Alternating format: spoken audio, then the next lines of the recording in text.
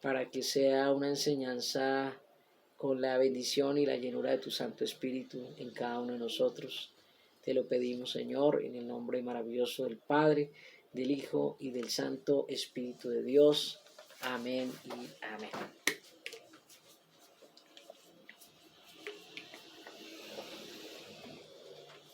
Bueno, tengan todos una feliz noche hasta ahora, deseando y esperando que pues a través de la oración hayamos hallado paz para nuestros corazones, aunque los problemas estén ahí todavía, tener la paz y la tranquilidad de que Dios conoce nuestras necesidades aún antes de que las pidamos, que Él no se molesta porque le traigamos los problemas a diferencia de los demás, ¿no? Pero para contarle los problemas que yo tengo, pues, ¿qué pueden hacer por mí? Pues posiblemente nosotros no podemos hacer mucho, a veces, ¿no? Porque a veces sí podemos hacer algo, pero lo que más podemos hacer es orar y presentar esa rogativa a Dios y bueno, eso ya es algo muy grande, esperamos que tengamos esa confianza, o sea, que la oración esté acompañada de fe, porque a veces cuando somos, alguna vez hablamos de eso en un culto de un día jueves, el cristiano de dos aguas, y es el cristiano que ora pero no cree en lo que ora, ¿no? Entonces, tiene como la condición de orar, ¿cierto? La disposición de orar, pero le falta la fe para creer en lo que ora. Entonces, esperamos que si hemos orado por esos problemas, por esas situaciones, no perdamos la calma y la fe en Dios de que Él tiene cuidado de cada uno de nosotros. Amén. Entonces, bueno, espero que así lo recibamos y así lo atesoremos en nuestros corazones. Bien, entonces vamos a continuar con la enseñanza. Estamos hablando de la soledad, ¿no? Creo que la soledad es algo que como seres humanos todos nos vemos enfrentados a la soledad. Hemos hablado que no necesariamente el que estemos acompañados por personas o estemos rodeados de personas necesariamente significa que estemos acompañados. A veces de pronto no se ha generado la confianza, ¿no? Entonces uno siempre tiene la necesidad de contarle a alguien, ¿cierto? Pero a veces no hay la confianza para uno poder como poder sentir el otro la seguridad de que uno puede decirle a esta persona sus debilidades, ¿no?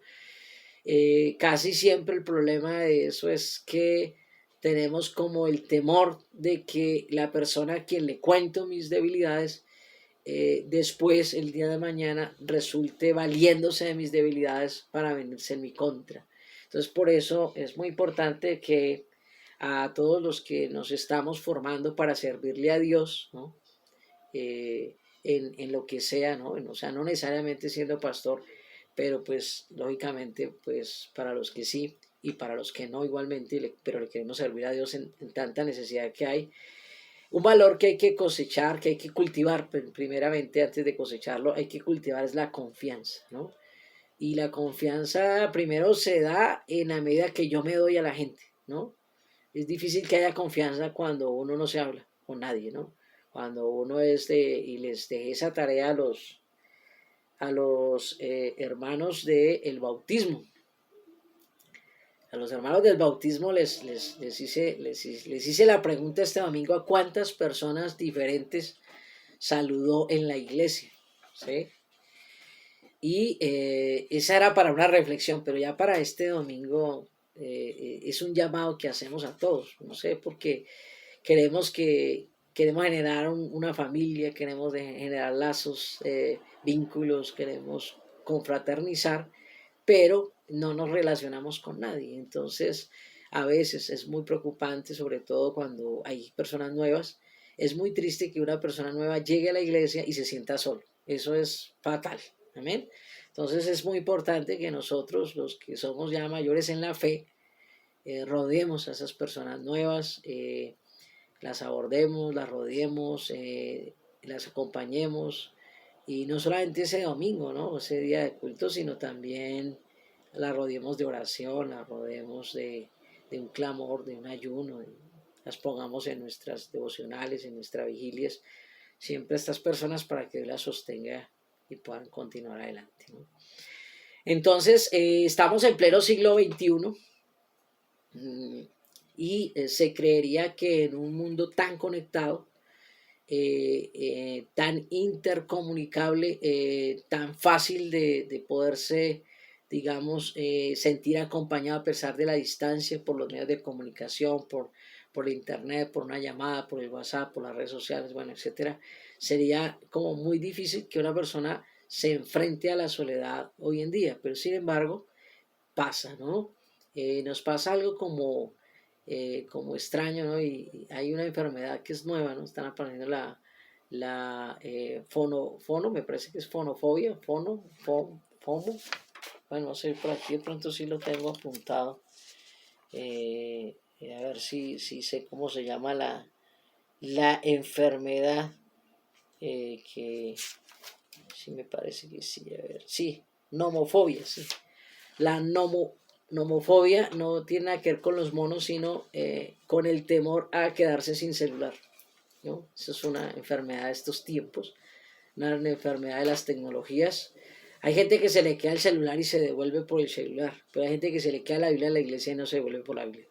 Guárdemela ya, eso, no la voy a necesitar ahorita en estos días, ¿no? Pero la celular sí, porque el celular es el que nos mantiene comunicados. Entonces hay una situación que está pasando con lo de los aparatos electrónicos, y es que uno vive muy conectado con el que está lejos, pero se desconecta del que está cerca. Entonces, y cuando ya llega al que está lejos, con el que se la ha pasado hablando, entonces ya cuando lo tiene ahí, entonces se conecta con el que está lejos. O sea, nunca compartimos directamente o muchas veces los espacios con las personas que están cerca de nosotros y vivimos conectados con los que están distantes o lejos. Entonces de ahí que, pues a pesar de los medios tecnológicos, vivimos un mundo donde estamos enfrentando mucha soledad. Y el nuevo orden mundial está buscando siempre destruir el vínculo donde más uno se puede sentir acompañado, ¿cierto?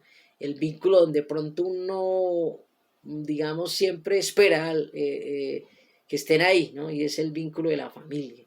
Ese vínculo está siendo amenazado en este momento por la libertad de género, ¿no? Entonces, todo eso apunta es a, eh, a destruir la familia, ¿cierto? Y el objetivo final es que los padres pierdan la patria potestad de sus hijos, ¿sí? Es decir, que los hijos pertenezcan al Estado y no a los padres. Entonces, si ustedes se dan cuenta, el Estado ya nos está prohibiendo corregir a nuestros hijos, castigarlos, golpearlos. Evidentemente, a veces ha habido abusos de autoridad y se han golpeado, o sea, ya se pasan también.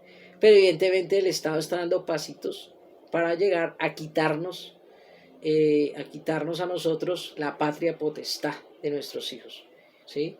Entonces, cuando perdemos la patria potestad y los hijos nuestros pasan a ser del Estado, el Estado determina qué hace con ellos, qué educación les da, qué valores les da, ¿sí? Entonces ya estamos viendo en algunos lugares del mundo que ya se le prohíbe a los padres enseñarle los valores cristianos. Los principios morales de Dios están prohibidos. No le puede usted enseñar que el homosexualismo es pecado, porque ya eso le genera a usted una pena y hasta cárcel. Y entonces ya poco a poco nos están quitando esa patria potestad sobre nuestros hijos, y el objetivo es aislarnos a todos, ¿sí? Aislar a los padres por un lado, la madre por el otro, los hijos por un lado y cada uno por su lado, generando una soledad en la que nos pueda absorber el mundo y el diablo, ¿no? Ese nuevo orden mundial. Entonces, bueno, hemos hablado de la soledad por infidelidad, tanto conyugal como infidelidad espiritual.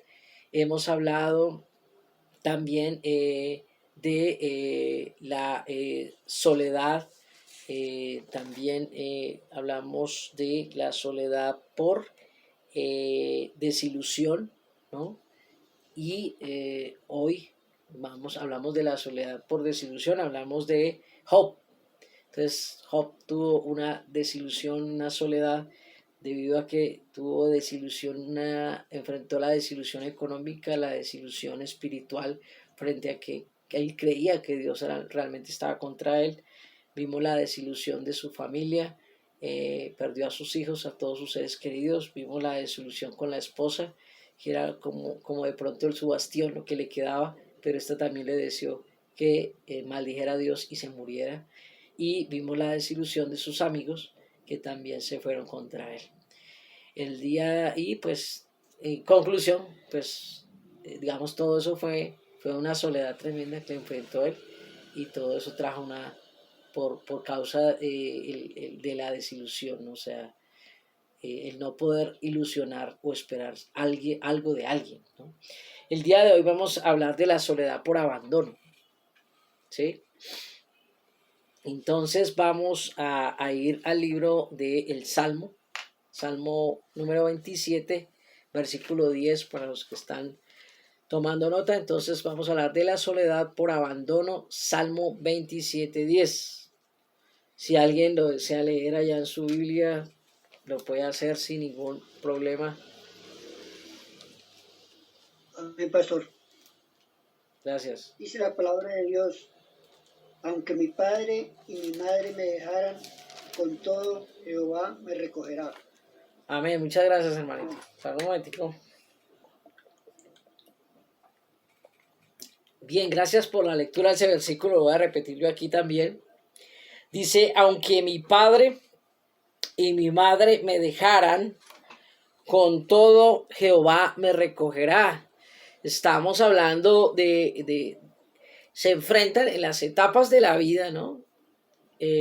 Paradójicamente, los dos puntos donde somos más propensos al abandono es en la infancia y en la vejez, los dos extremos, ¿no? O al principio de la vida o finalizando pues la vida, estamos como expuestos a ese abandono, ¿no? Dios nos habla de una paternidad superior a la humana, ¿no? Nos habla de que, dice, ese aunque es como si hubiera una expresión de que, aunque eso es como difícil que se dé. Perdón, voy a dar aquí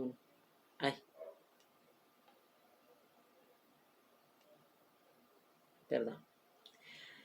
Entonces, decía que para los que llegan ahí, estamos hablando de la soledad, el tema de hoy, el tema que venimos tratando de hace algunos días, pero vamos a hablar hoy de la soledad por abandono. Estamos en el Salmo 27, versículo 10, y dice que aunque mi padre y mi madre me dejaren, con todo Jehová me recogerá. Ese aunque significa que eso es una posibilidad que no debería estar contemplada, pero esa posibilidad existe. Aunque mi padre y mi madre me dejaren, dice, con todo Jehová me recogerá. Entonces hay una propensión a que los padres no sean lo que nosotros esperamos, ni lo que Dios pide, ni lo que Dios demanda.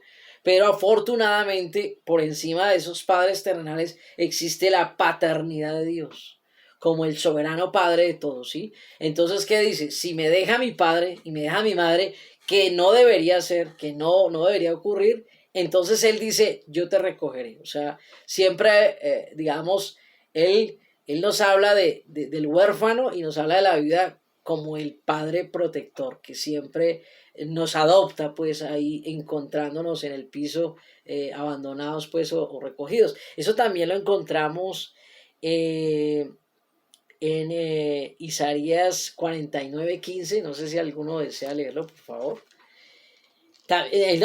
Digamos que ahí lo completa un poquito más frente a esa paternidad y pues el abandono al que estamos expuestos, ¿no? Si alguien me lo desea leer. Amén, pastor. Bien, pues, hermanito Fabián. 49:15. Sí, señor. ¿Se olvidará la mujer de lo que dio a luz para dejar de compadecerse del hijo de su vientre? Aunque olvide ella, yo nunca me olvidaré de ti. Amén. Aquí vemos entonces, el Señor lo hace como un interrogante, ¿no?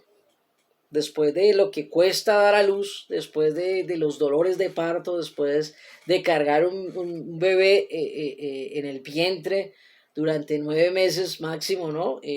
Mínimo, pues digamos que hay niños prematuros. Entonces dice ahí el interrogante, ¿se olvidará la mujer de lo que dio a luz, o sea, de su hijo? ¿Se olvidará para dejar de compadecerse del hijo de su vientre? O sea, para abandonarlo, para descuidarlo, para botarlo, para dejarlo por ahí. Entonces dice, aunque olvide ella, habla, yo nunca me olvidaré de ti. Entonces ahí nos habla, ¿no? Eso es una palabra también de consuelo para cada uno de nosotros. ¿Por qué?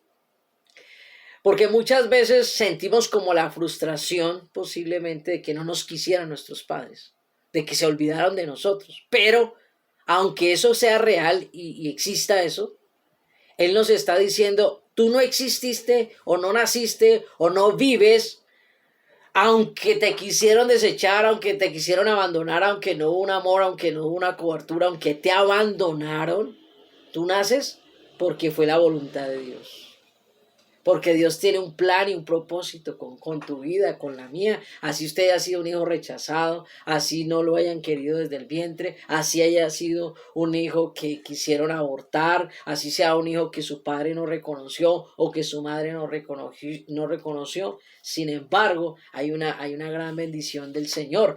¿Y por qué estamos tocando el tema? Porque pareciera que el tema de pronto no tiene mucho que ver y no. El tema es muy actual. Quiero compartirles alguna información.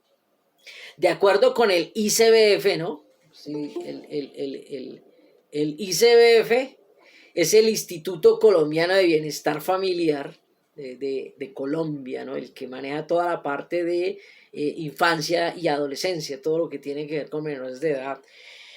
Dice que el Instituto Colombiano de Bienestar Familiar dice o da a conocer que 372 niños y niñas y adolescentes se encuentran bajo la protección de esta entidad tras ser abandonados entre marzo y noviembre. Solo estamos hablando de la estadística de marzo a noviembre del año 2020, en plena pandemia. Estamos hablando de que en menos de un año 372 niños fueron abandonados en Colombia por sus padres. Es decir, que es más de uno por año, ¿sí? Más de uno por día,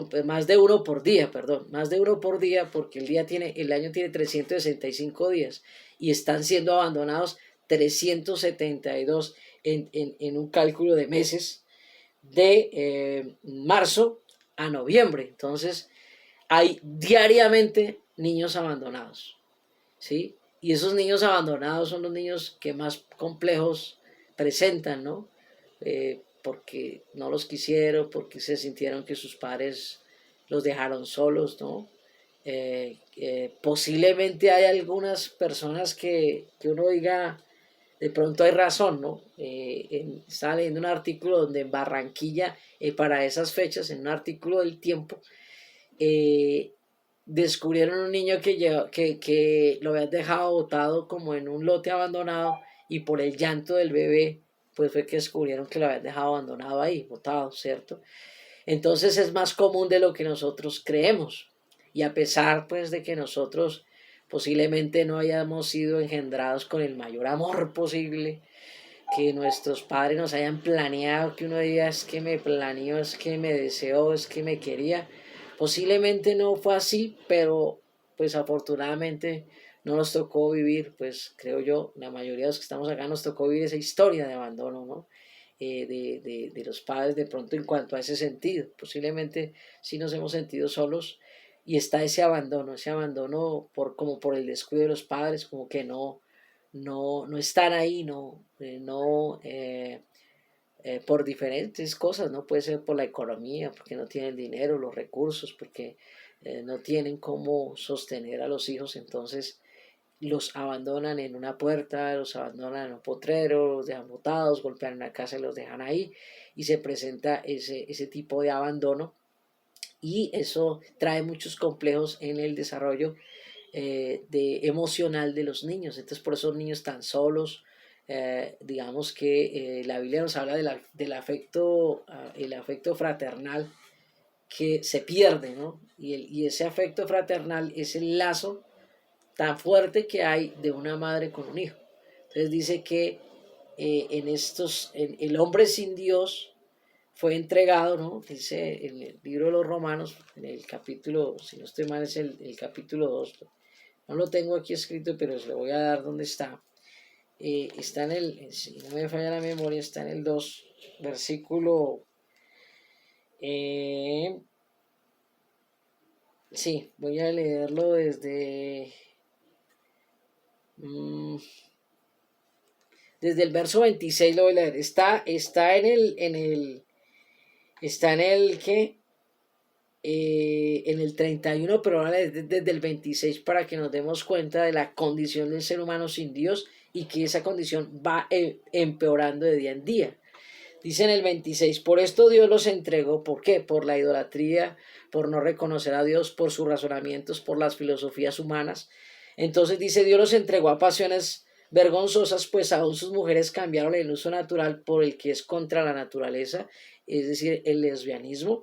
Y de igual modo también los hombres, dejando el uso natural de la mujer, se encendieron en sus lascivias unos con otros, cometiendo hechos vergonzosos hombres con hombres, y recibiendo en sí mismo la retribución debida a su extravío. Y como ellos no aprobaban tener en cuenta a Dios, Dios los entregó una mente reprobada para hacer cosas que no convienen. Y aquí va a empezar a escribir todas esas cosas que no convienen. Estando atestados de toda injusticia, fornicación, perversidad, avaricia, llenos de envidia, homicidios, contiendas, engaños y malignidades, murmuradores, detractores, aborrecedores de Dios, injuriosos, soberbios, altivos, inventores de males, desobedientes a los padres, necios, desleales, y ahí encontramos la palabra, sin afecto natural, implacables y sin misericordia. Entonces, cuando ya perdemos el afecto natural, que es ese vínculo tan sagrado, ¿no?, que hay de una madre hacia un hijo que lo cargó en su vientre, que lo llevó ahí, que lo tuvo con dolor, y que pueda llegar a desprenderse, a abandonarlo, a botarlo, a dejarlo por ahí, es una situación donde ya es la etapa. Estamos viviendo en este tiempo precisamente ese momento de la pérdida del afecto natural, ¿no?, que es ese vínculo que hay entre las personas de la misma familia, ¿no?, el padre con el hijo y el hijo con los padres. También es un afecto natural el que un hijo velara por sus padres, por su madre, es parte del afecto natural, pero eso se está incumpliendo, eso se está perdiendo. Y ahí vemos que hay un amor que se está enfriando grandemente, ¿cierto? Estamos entrando en una indiferencia grandísima y por eso es la soledad tan grande. No nos importa lo de nadie, ¿cierto? O sea, si no le importa a nadie, pues a mí no me importa a nadie tampoco, ¿sí?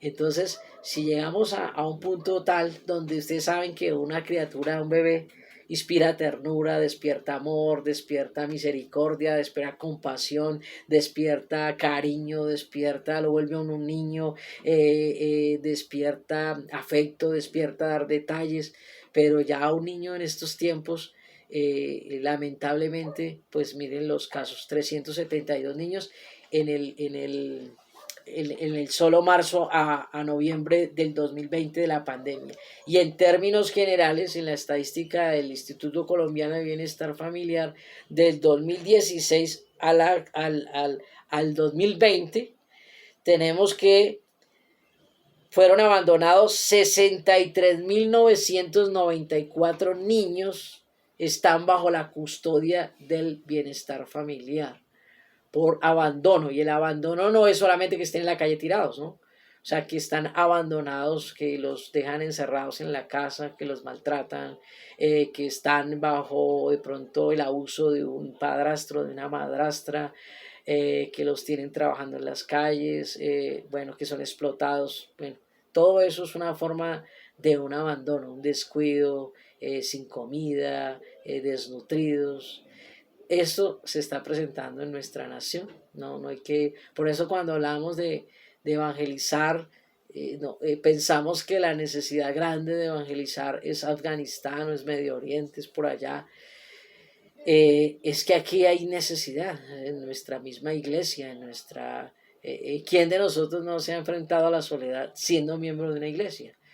En estos días que salimos a evangelizar, es muy triste, y le hablaba yo con la hermana Natividad, que fue con la pareja que salí, la compañera que salí para evangelismo, y ya es un complique predicar de Cristo, porque la gente no quiere saber nada, no quiere saber absolutamente nada, no me hablen de iglesias, no quiero saber nada, me dañaron, me ofendieron, me hirieron, me lastimaron. Entonces uno ahora entiende un poco más a través de la evangelización cuando habla de que por causa del amor, de la maldad, el amor de muchos se enfriará, y hay un desamor por la iglesia, hay un desamor por la congregación, hay un desamor totalmente por la comunidad, por el recinto, hay una aversión y una fobia casi que a los pastores.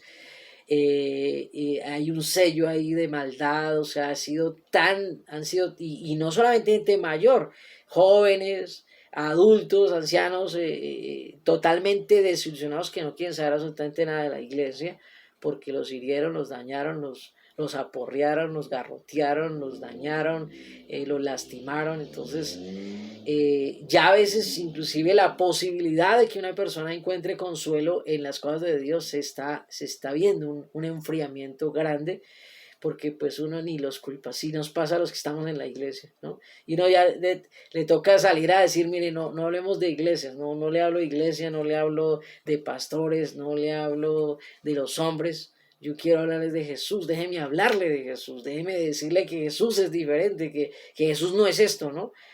Pero hay aversión, la gente ya no quiere que le hablen de la Biblia, le da mucho de Dios, prácticamente al final resulta pagando es Dios los trastes de la desilusión tan grande que hay acerca de eso, y pues somos llamados nosotros también a hacer algo por eso, ¿no? A revertir esa situación. Quiero que miremos también el Salmo 68, me hagan el favor, para los, Salmo 68, 5 y 6.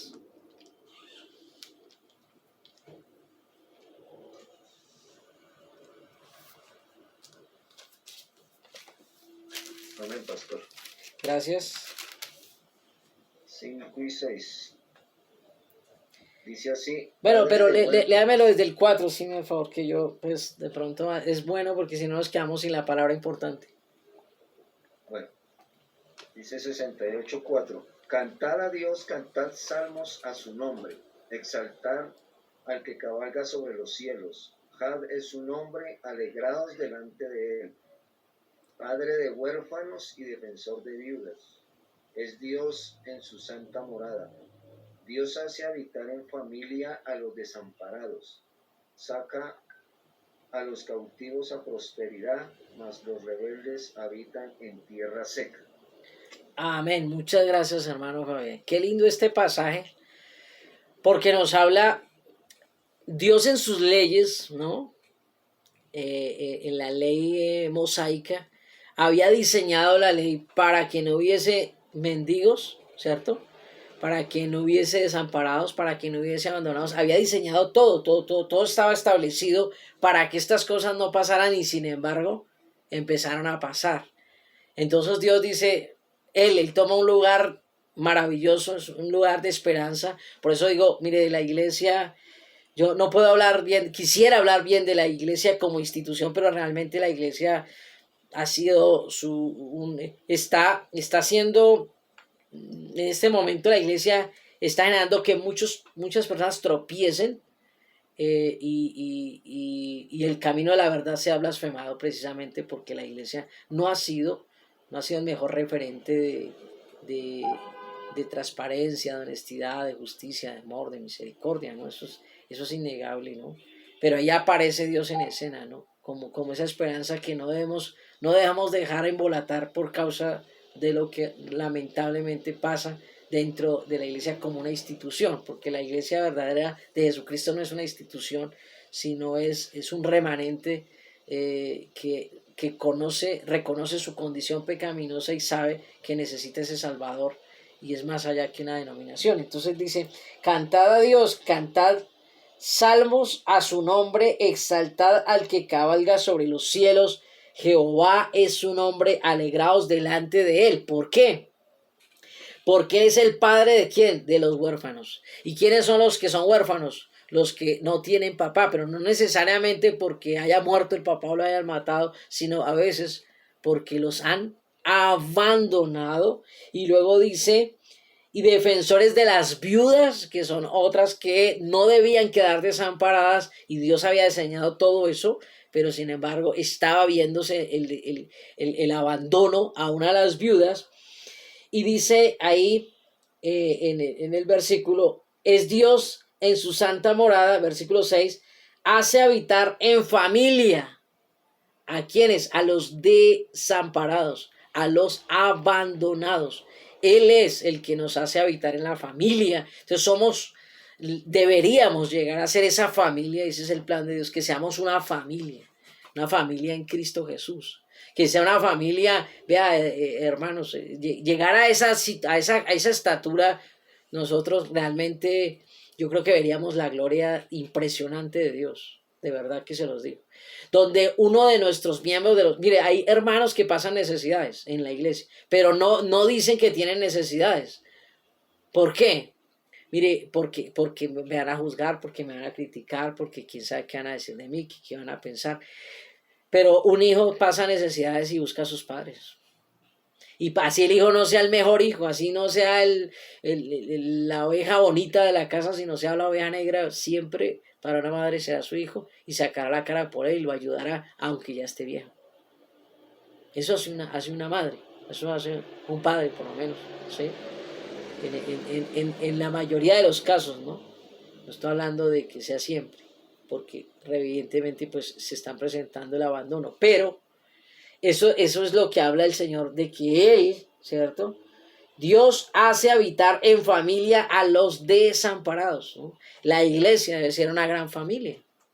O sea, en la iglesia no deberían haber hermanos que padecen necesidad de comida, no debería pasar eso, ¿sí? Pero eso pasa por dos razones. Una, porque no somos la familia verdaderamente que Dios quiere.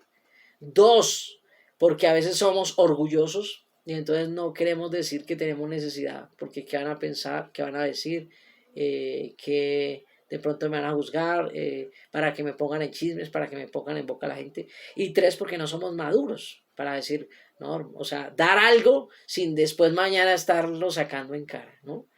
Ojalá llegáramos a no deberíamos estar pasando necesidades porque somos una familia y somos una familia grande, ¿cierto? Entonces somos muchos, o sea, entre nosotros todos hacer un mercado para un hermano que está en necesidad, eso no nos queda a nosotros difícil ni gravoso, pero sin embargo pasa eso. Bien sea porque el uno no habla, porque el otro no dice nada, porque el otro no manifiesta. Si a veces hasta para una consejería no abrimos la boca, pues cuánto más para una situación como esta, ¿no? Entonces deberíamos ayudarnos tanto espiritual como emocional, como físicamente. No debería haber desamparados dentro de la iglesia, pero lamentablemente pasa. Y dice, saca a los cautivos a prosperidad, y entonces ahí esa cautividad, está hablando no solamente de la cautividad espiritual, que pues evidentemente el Señor quiere romper las cadenas de pecado, sino que para el tiempo antiguo, para una persona caer en esclavitud física, era porque había quebrado económicamente.